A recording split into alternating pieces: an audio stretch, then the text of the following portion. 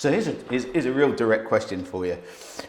Where you get an organisation that comes to you and doesn't have the brief against one that comes to you that has got a brief, I'm really putting you on the spot here, Kaush. Roughly speaking, how much more percentage-wise do they have to spend to get a similar result?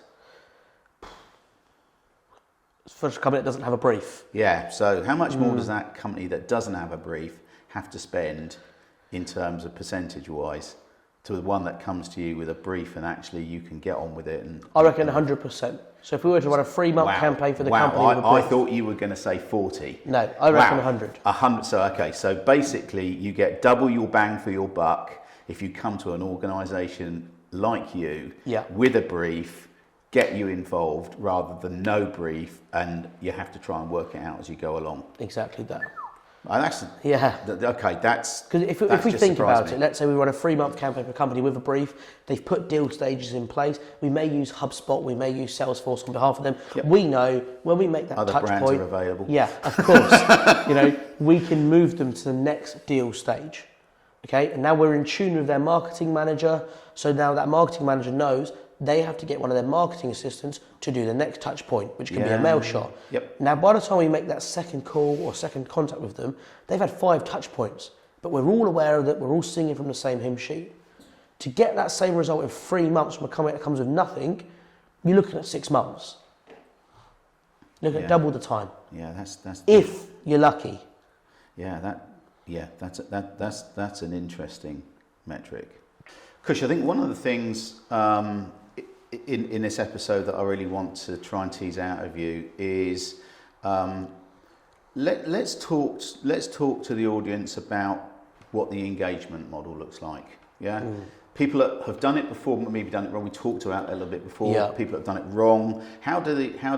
What's the best way to approach an organisation like Your Lead Machine when they're coming to the party and they've already had the party before at some point, and then as you say, those new people that haven't ever really done it before? But it's, outsourced lead generation is a critical part of a marketing strategy, unless as you said before, that you really scale up your organisation, which isn't particularly practical particularly for SMEs and medium-sized businesses. So naturally they're going to outsource stuff, and this is a classic example of outsourced skill, which is a really hard skill. Finding the right people with the right propensity to have those opening conversations. They are very hard to come by. So talk about that engagement, because I think that will really be good for people that are looking to do something and just teetering on the edge and thinking I'm holding back for some reason. So I think firstly, before you approach any marketing campaign or lead generation campaign, internally, externally, however you want to do it, do not say this is my business, this is what we do. It's pointless, it's a waste of everyone's time, and we just simply will not do that. You're just telling everyone what you do and no one cares. So I think the first thing you've got to decide, and I'm going to use IT as an example. Okay, look at your industry, there's so many service offerings that IT firms offer, not just Vissensa, others as well. Okay, now we're doing a bit of work at the moment with a few companies in the IT sector, and there's 2 things, and you probably agree, that are getting people talking at the moment: cybersecurity, and then the other one is the cloud migration piece. Okay, but when I speak to IT companies, they're like, we do this, we do telephony, we do this. Okay, stop. Firstly, what is hot in your industry at the moment? So I know at the moment, AWS, for example, migration is quite hot, right? Yeah. So let's look at that. And then let's look a little bit deeper before we even talk about lead generation. What are the 3 main reasons someone would move to AWS? Okay? Once we've got those 3, what I call pain points, and this can be done for anyone, right? Why does someone want a conservatory on their back of their house? What are the 3 key reasons? So whatever industry, and you can do this. You can do this yourself. So look at your past clients, or maybe add it to your sales process. When you sign a client, you ask them what was the reason for having a conservatory. Okay? Data is so important. You can plan a whole marketing campaign from it. Once you have these 3 reasons, you work yourself backwards a step further. Okay, right. I know what my customers look like. I know what the 3 main pain points are. Now I just got to think of 3 or 4 good questions that are going to get them to answer one of these 3 things. Once they answer one of these three things, you build a credibility by showing them your past client base, and then you say, all of these clients succeeded with this solution. Bang. So what you've done before you even approach a lead generation company, you understand your offering, you understand what's hot, and you understand who your clients are. So I think that's the first step that everyone needs to start with, and you'd be surprised how many people don't actually start with that. So really what you're saying, and I suppose this transcends into the sales process, I think, as well. Certainly as a young salesman, I remember being told absolutely not to do that. We used to call it in the industry the show up and throw up. Yeah. Which is, you have a bag full of products and you get to the client, you haven't done much research on the client, and you sort of go, there you are, Mr. Client.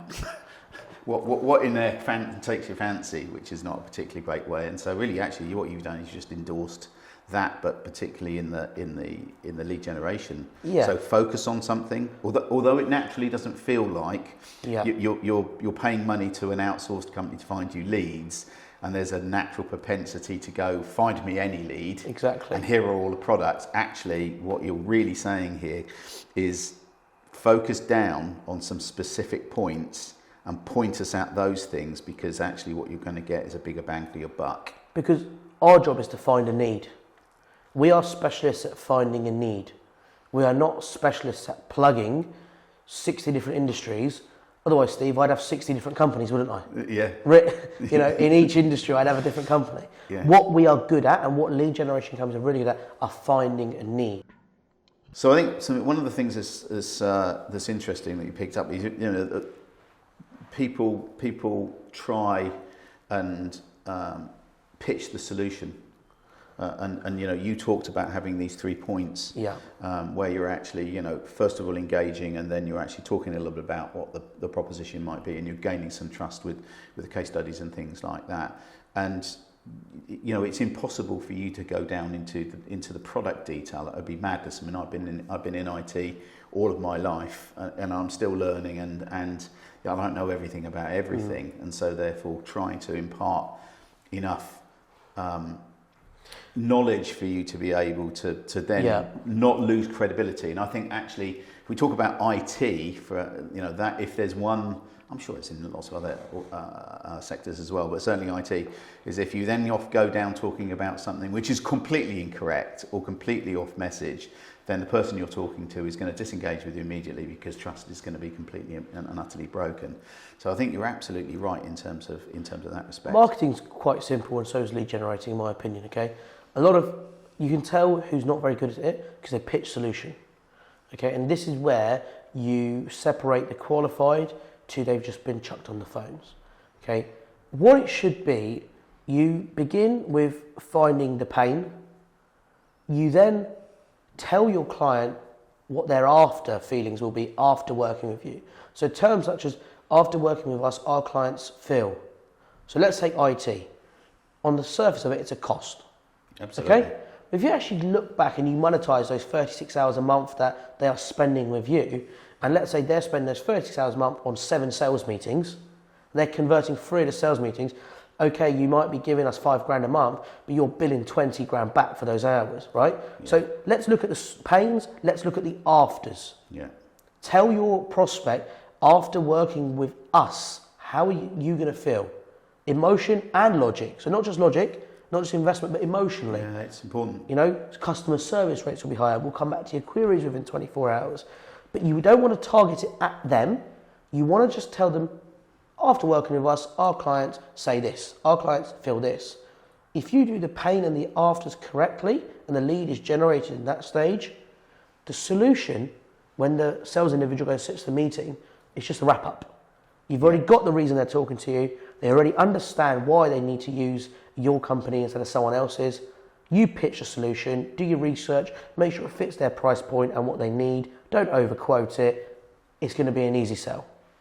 Yeah, absolutely right. And what about for those people that have never done it before? What's your thoughts there? So in terms of never doing it before, there's 2 ways you can do it. I think what I explained earlier about the matrix, and I think anyone could do that in their own time. So the worst would be if you're approaching a company like ours or another one, to at least come slightly prepared. Yeah. But if we were talking to a company who had no clue, the first thing we would do, we would sit down with them and actually do a consultation piece where we go, right, let's look at your clientele, let's look at this. Now, we have that in the past where people say, Coach, I can't do it. It actually, all it takes is someone else to ask you a few questions and you can do it. Yeah, and Coach, you've said already that if you come unprepared, then the cost is 100% higher. So actually, really, if you're going to step into this, as you say, there's some real self-help that you can give yourself, which is it's obvious self-help, isn't it?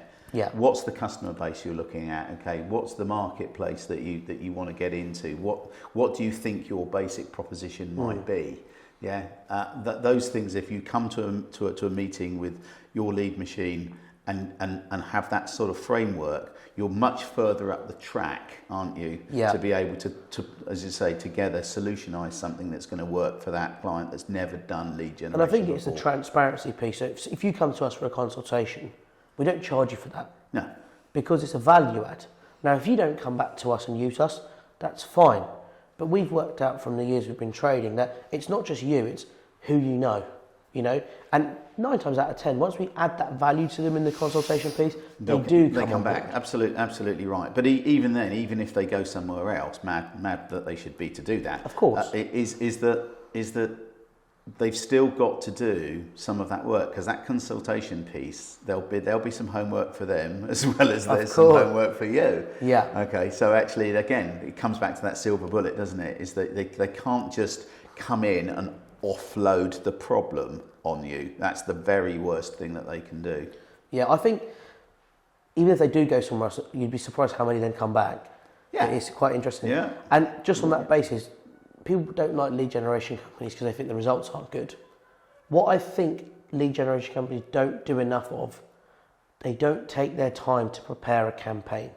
No, they try and fill their diary and they jump straight into it. Yeah. So moving on from the initial consultation, if you were to come on board with us, one thing where we have adapted, we still know that most of the large companies, people are still working from home. Absolutely, so if our clients want to target the large companies, I'd say anything over 100 staff, you'd still find people at home, and even less in some places. So what we've actually developed now is a multi-channel marketing strategy, and we're bringing it together with 3 channels of direct lead generation. So what we say to our clients is, we can do the telemarketing as a standalone if that's what you want. But once again, the afters, when people work with us, they find using the multi-channel marketing strategy sees the best results. So basically what we do, we combine a telemarketing campaign, an email campaign, and a LinkedIn lead generation campaign. And we bring them all together, and we have a 7 touch point process, which we create with the client and make it bespoke to what they do. And the whole idea is, let's take Pfizer. Okay, we done a campaign recently for a company and they want to target healthcare. Pfizer with that. Now, getting through to head of marketing at Pfizer is on the phone is not easy, and in general, it's not easy. By stage 5 of our process, on this process, was a LinkedIn follow-up message to the first LinkedIn message. We booked a meeting with the head of marketing for Pfizer. Now, I think if we just went on phones, we would have never got hold of that individual. No, absolutely. So what we've actually done, we've even adapted our process and gone, okay, originally our offering was telemarketing, but maybe we have to move on. I think this is the pandemic once again. Yeah. It's made people adapt. Yeah. And this is what we would do. We'd look to sit there and say, right, can we put a multi-channel marketing strategy in place with 7, 5, 10 touch points, whatever your preference is, and let's target that across a month. After the last touch point, let's close them off. And then in 2 months' time, let's remarket to these people. Yeah, and I mean, really, what you're demonstrating there, Kush, is that your lead machine, you've created some IP. You've looked at the things that work through all of the campaigns that you've done. I mean, hey, we do campaigns together, which have been great. And we can talk a little bit about that. But you've put these things together, and you now see the different pieces of that jigsaw puzzle, and you've solutionized that in such a way that people can understand what that journey is. And actually, I suppose the most important thing is that people understand that You know, it is multifaceted. What you've just said is that it's a multifaceted thing. It's not about just picking up a phone. There are a number of other things which you now, as an organisation, can do for that organisation. Which I bet your bottom dollar is that they're not doing that particularly well themselves. You know, they might be fiddling with it around the edges, but actually, all of those things like the LinkedIn campaign and all of that sort of social stuff, you have to keep at it, don't you? It's part of a mix. If you stop that piece of it, then actually it becomes harder to do the core stuff at the beginning. It's 3 different skills. Yeah. So if you ask an internal telemarketer to run a multi-channel strategy, they might be good on the phones, but I can tell you their content writing is not going to be very good. Absolutely. You know, and their messaging in verbally might be great. Written communication might not be there. Yep. So part of this market strategy, you actually also get from us 3 different specialists. Yeah. So we don't just have telemarketing, we've got digital marketing specialists as well, we've got a content writer now as well. So you're actually bringing 3 specialists together on a campaign where you're getting leads now from your telemarketing, you're getting leads from your email marketing, but what's more priceless than the leads from the email is you are subconsciously putting your company's name in your prospect's mind. And that's the LinkedIn message as well. So if you don't get a lead back on LinkedIn, what you are doing again, subconsciously, you're putting your company's name in their mind. So when your telemarketer phones them and says, I'm calling from XYZ, there will be a 10-second pause, because if you've sent that LinkedIn message 24 hours before, the email 24 hours before, they will go, I recognise that. And that 10 seconds is your entrance. Yeah. Yep. That is your entry to conversation, because as soon as they give you oh yeah, I know, bang, you're in. And so it's not just generating leads, it's also increasing your telemarketing lead conversion. Yeah. Well, you know, when we've worked together, you know, one of the things that I think that really jumped out at me was the fact that we were able to come to you with not only with a strategy, but also with some messaging, and that messaging was quite targeted, which is as you wanted it. Yeah. But actually, you were able to go out and deliver a lead generation campaign for us, which did delve into product quite significantly, but allowed us to get those touch points with those customers and be successful in terms of that lead generation campaign. And I think it's been great that we work together, and I love that we still do. But actually, I think for me, I can see the stuff that you've been talking about today. It is all about part of a strategy, and obviously, you know, you work with Matt and with James here from a marketing perspective to make sure that all of that other messaging that goes with it, so you've got the best possible stuff to be able to work with us. Yeah, I can only endorse the sort of stuff that you do, because it certainly works. But for me, you definitely need to approach it at the right point to give you the right chances to make the success for us. And Definitely. so it's an important message. So. No, I think that's key. And you say the product knowledge. There's nothing worse when someone contacts you and they don't, and you know, you ask them a question, they don't know the answer. A simple question. You know, and I think that is the difference between a good lead generation company and a poor lead generation company. And where that comes from is how much time are you putting aside for your staff for training? So when we sign a new client up, whoever the individual is running that campaign, they will get as long as they need before that campaign launches. They could get a whole day if they want. They don't need a whole day most of the time. They might need an hour because they've already worked with companies in your industry. Yeah. They might need half a day.